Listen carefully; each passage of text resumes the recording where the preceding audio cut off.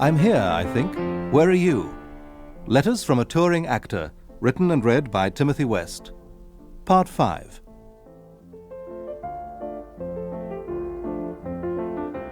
In 1990, I went back to the Bristol Old Vic as Associate Director to Paul Unwin, and to play Lord Ogleby in The Clandestine Marriage and Vanya in Uncle Vanya.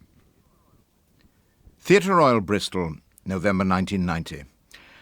I imagine the news has reached you already in Australia. Mrs. Thatcher yesterday finally bowed to public opinion and resigned. Here, no one can talk of anything else. Stella Richmond had been thinking about it all through last night's performance of Vanya, and at the end of Act 4, instead of saying, "they've gone," said, "she's gone," by accident, and brought the house down. The Clandestine Marriage was a huge success, and there's a very good feel about the place at the moment. Audiences for Vanya not as good, but then I suppose that's to be expected. This morning we had a directors' meeting at the theatre, and then I had to open the Castle Park leisure area at an inauguration ceremony to mark the 50th anniversary of the Blitz, which I remember vividly, watching from my bedroom window in Redland as this part of the city was virtually destroyed overnight. After the Lord Mayor had referred to me in his speech as Timothy White, and the Parks Superintendent in his speech as Peter West, and 3 people came up to me and asked in surprise what I was doing in Bristol, and I pointed towards the theatre 300 yards away, and they looked baffled, I was quite ready for my lunch. However, I needed to buy some eggs to take back to the flat, and after finding that there were no eggs in the market that morning, I walked round central Bristol, gradually coming to terms with the inescapable fact that one is not permitted to purchase food in city centres any longer.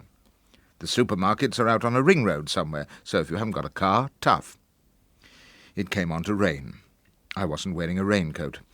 Seeing a health food shop, I walked in and asked for some eggs. "No," said the girl behind the counter, "this is a health food shop." I maintained this didn't exactly answer my question. Eggs were food, weren't they? Was she saying they weren't healthy? No, she said she wasn't saying that, but they weren't health food as such. I asked if it were any longer possible to buy eggs anywhere in central Bristol, and she seemed surprised at the question. "Well, not in central Bristol," she said, "no." "Where did I live?" "Clifton," I told her. She looked at me with a puzzled expression. "Why didn't I buy my eggs in Clifton before I came into the city?" she asked. Unsuccessful, lunchless, wet, I made my way back to the theatre for the matinee. I cut through the eggless Baldwin Street market, and as I passed, I heard one stallholder saying to another, "It's all right for him, isn't it? I wouldn't mind being in his shoes." This was too much.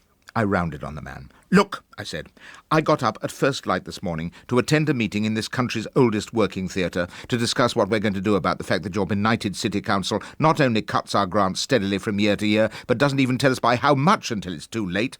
I then go and stand in a marquee for an hour while everybody calls me by the wrong name, after which I spend my lunch hour walking around in the rain looking at shops that sell antique firearms, ship's chandlery and custom-made doors, but no food, and now I've got to go and do a matinee and an evening show and then go and be gracious to the corporate sponsors at a bun fight afterwards, so don't tell me it's all right for me, and if you'd like to be in my shoes, well, here you are, step into them, all right?"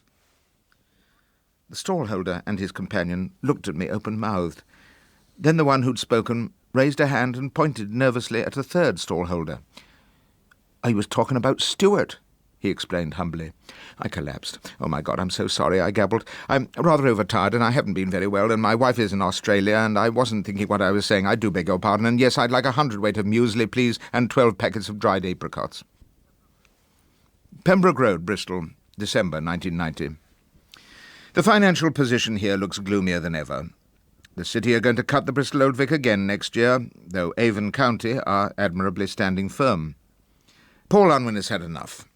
He's finding, like so many regional artistic directors, that the time he should be spending reading plays, seeing plays, going round the country looking at actors, directing and planning, is taken up in endless meetings with the various existing funding bodies and with representatives of the business community trying to prize out of them some financial support for their historic local theatre. So, in short, Paul is not renewing his contract, and when he goes, I shall go too, of course. I'm sure he's made the right decision, even though he's got nothing to go on to and a family to support. To stay would mean increasing frustration, and I think the thing that bugs both of us more than anything else is the present inability to stage any new work. We can't budget for the small attendance that new work invariably attracts in the main house, nor can we afford to reopen the studio. Incidentally, 12 years ago, the Bristol Old Vic produced 29 plays a year in 3 auditoria. Now we do 8 in 1. What real use is a theatre that cannot do new plays? Oh, I'm so looking forward to coming out to join you in Sydney. Christmas Day on the beach, with a peck of Fosters, just like the Poms always imagine it. Can't wait. In 1992, I was invited to Dublin by my friend Alan Stanford to play King Lear for his Second Age company there. It would be the first Shakespeare play I had done in 12 years, so I accepted with alacrity. Clonskea, Dublin, October 1992. Well, King Lear again, 20 years since the end of the last one, and 40 years since I did it at school. Perhaps in another 20 years' time, when I'm nearer the right age, I'll be allowed to do it again somewhere. As it is, I feel I already know more about it than last time. In 1971, the boys were only tiny. Now they're of an age when both they and I must harbour occasional thoughts of the nuisance I may be to them in my dotage. Would you say I'm a more selfish, certainly a more intolerant person than I was 20 years ago? I expect you would. Well, sorry, tough. The first 2 acts seem to be the better for it. Jonathan Miller is here, rehearsing the double dealer for the Gate, and is being very helpful to me on the medical history. Alan's directing it very well, I think. He's good on text, sound on the psychological development, knows his theatre, and has a refreshingly low boredom threshold. A talented cast that bats all the way down and are a pleasure to be with. I'm enjoying myself very much, and have been given a rent-free 4-bedroomed house here on the way out to Black Rock. I sleep on each of the 6 beds in turn. Perhaps the most worthwhile aspect of the exercise is that very few people in Dublin have ever seen the play before. Very little Shakespeare is done here, in fact. They, of course, pay more attention than we do to the other standard English playwrights like Farquhar, Congreve, Sheridan, Goldsmith, Wilde, Shaw and Beckett, who were all Irish or part Irish anyway, whereas Shakespeare wasn't. Dubliners will courteously muse with you upon this curious anomaly, being too polite to point out that producing Shakespeare here is a bit like draping the stage with the Union Jack. But it is studied in schools, hence Alan's company, which has a special responsibility to cater for schools' audiences from all over the country. When I first caught sight of the Tivoli Theatre, where we open in a fortnight, my heart sank. It's in that bit of Dublin they call the Liberties, up the hill past the castle and the Protestant cathedral, where the markets are, and looks derelict. Opposite, rough timber props are holding up a crumbling pub. The street is unlit and deep in refuse from the market stalls. Inside, the decor is austere, but the basic layout of the place is rather exciting and ideal for our purposes. The acoustics are excellent, the dressing rooms and wardrobe wonderfully tatty, but there appears to be warmth, and there is a shower that works. I'm striking off across Ireland to Mayo and Achill at the weekend. Tell you about it in my next letter. Tivoli Theatre, Dublin, November 1992. On the island of Achill at this time of year, all the hotels and boarding houses and all the bed and breakfasts are closed. However, the Irish Tourist Office, deeply intrigued by the idea of anyone wanting to go to the West Coast in this weather, howling wind and rain, rose to the challenge and came up with a Mrs. Halloran at Achill Sound, who telephoned to say she would expect me at some time on Saturday night. It was a long drive, across the rather dull central part of the country, and night was falling when I got up to Newport Bay with its hundreds of tiny atolls and the Nevin Beg Mountains rising to the north. So by the time I got to the island causeway, it was pitch dark with the rain beating against the windscreen. Nobody about, and very difficult to find Mrs. Halloran. However, I eventually identified the lane she lived in, and by slewing the car athwart the road outside each house and shining the headlines on the gateposts, I eventually made out the letters B and B. I got out, tramped up the dark drive, and rang the bell. The door was opened by a witch. No, I mean a real witch, a fairy-tale witch, 4 feet high, with a hooked nose, blackened teeth, and a wispy beard, and a tall pointed hat. I started back in alarm. At this the witch laughed, and then rather surprisingly called out for her mother, because this was Mrs. Halloran's 12-year-old daughter, and it was Halloween, which I'd forgotten. Halloween is very big here, And for the rest of the evening, small groups of children came knocking on the door with herbs for Mrs. Halloran, who gave them cake and a few coins, and they sang her songs in Gaelic. The next morning, the storm had blown itself out, and it was a beautiful, crisp, clear day. I explored the island, stopping at a tiny chapel on the seashore, around which lay the graves of the island victims of the potato famine in the 1840s. There were an awesome number of gravestones, and I noticed that some of the later ones were quite roughly hewn and inexpertly engraved. Then it struck me that, of course, stonemasons were no more immune from the disaster than anyone else. I went for a long walk, and then drove back along the coast road to Castle Bar for a pie and a Guinness, and thence to Galway City.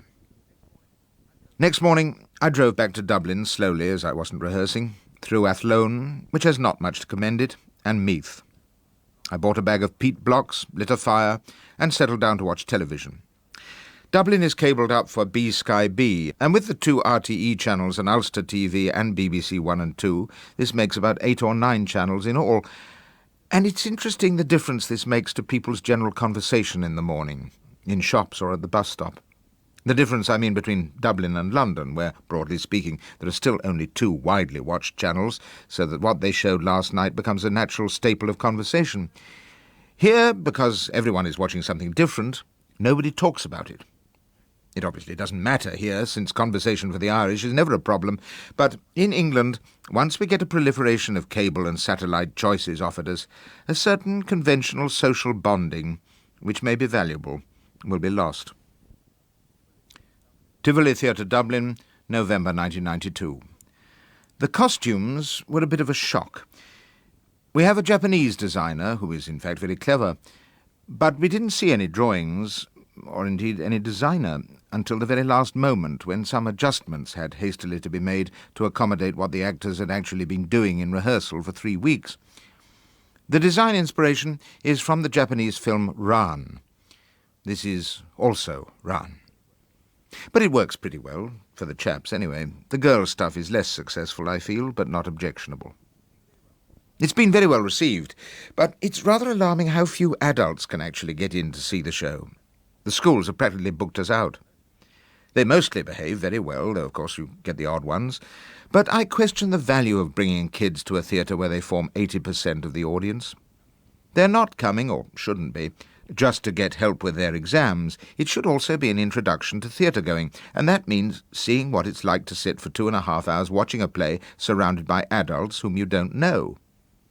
If they limited the school's element to 25%, I think that might be all right.